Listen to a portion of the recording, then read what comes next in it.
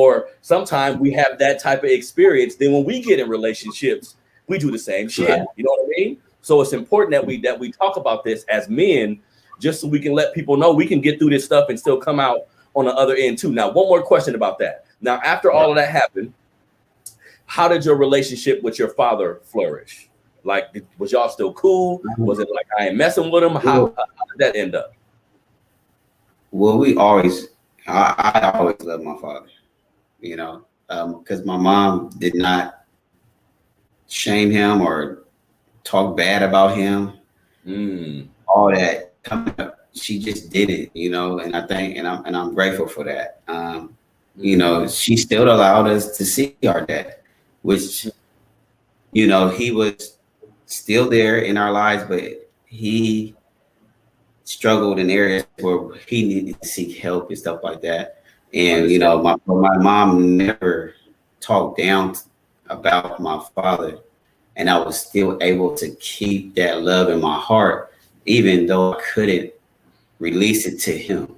But it was here because my mom just never just talked bad about him, you know. So when we did see him, it was always love, you know, and he gave us love, you know. He had to deal with things when we wasn't around at that time, and you know, I just, you know, I'm sure he had got that help that he needed, you know what I mean. So our relationship today is great, you know.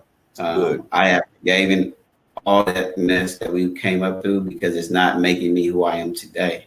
You know, I forgave him, and now we have a great relationship. I check on him, you know, make sure he's okay. He checks on me, you know, and we continue to keep that fatherly and son bond, keep it going.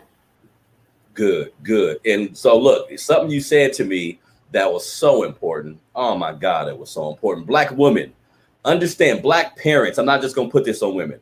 Black parents, if you having problems with the mother or father of your child, if they doing things you don't like as an adult, don't talk to your kids about that shit. Don't make the other parent out to be anything, because in reality, the kid is gonna see it themselves. If your daddy or your mama ain't shit, the kid will grow up and they'll see whatever demons that person is fighting, whatever they going through, they see it themselves. You make it worse when you say, "Oh, your daddy ain't shit," or "You act like your daddy," "Oh, you look like your daddy." All this negative shit that can traumatize a kid for the rest of his life. And not only that, you're gonna have him looking at this man or this woman from your vantage point. When actuality, we don't know what our parents is going through. As we become adults, we see how hard this shit is.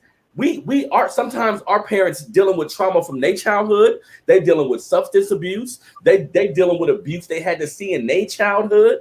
You know what I mean? When look in our community, when we don't go get help, either professionally or not, that trauma just follows us, fam. If we don't recognize that we was in a harmful situation or a toxic situation, whether in our household or in our relationship, that's going to follow us to parenthood.